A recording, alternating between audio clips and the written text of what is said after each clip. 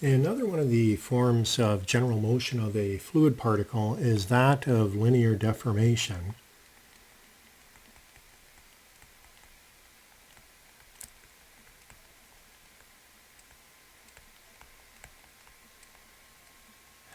And an image to show what is happening with linear deformation is something like this. And this is the case where the fluid particle is changing in terms of its volume as it's convecting or moving about. So we can have different types of linear deformation, but that's one that we've shown here. And it turns out that this occurs dependent upon the derivative, the spatial derivative of the velocity components. And so it turns out that the element will deform if partial u partial x, partial v partial y, or partial w partial z exist. And these represent the strain rates, longitudinal strain rates in the principal directions of our coordinate system. So when we're looking at this, I can write out an expression. Now this one kind of makes sense. If we're changing the lengths of the sides of our fluid element, that means that the volume of the fluid element is changing. Now when we looked at vector relations, we did look at a relation, the divergence, that what we said is that it quantified the time rate of change of volume of a fluid element.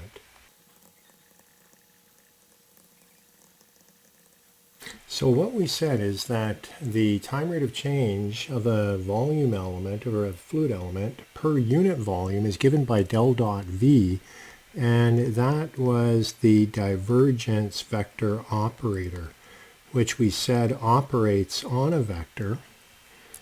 And if we write out divergence, del dot V,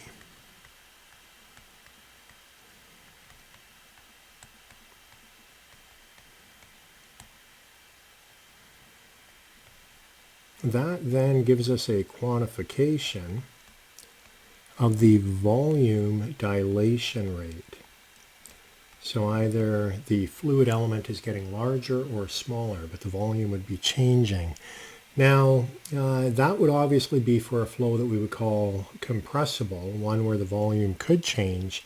Quite often we're dealing with incompressible flows, so if we do have an incompressible flow,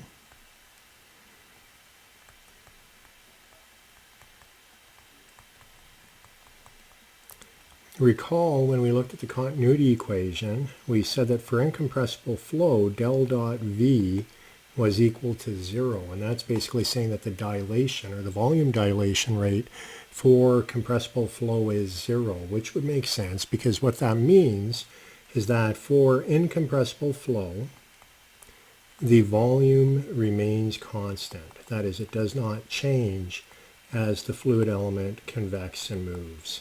So that would be for incompressible flow, and if we do have volume change, then we would have, it's not always just compressible flow. You could have non-isothermal flows where you have heat transfer, and you can get volumetric heating of the fluid, in which case it would expand as well. So you don't need to have the high Mach numbers. You could actually have this at very low Mach numbers, but still with non-isothermal flow have volumetric heating. So that is linear deformation. If you want to go back and look at the other general forms of motion in a fluid particle, all you have to do is click on the return key that I've just put there. So click on that with your mouse and it'll take you back. If not, the segment will end shortly.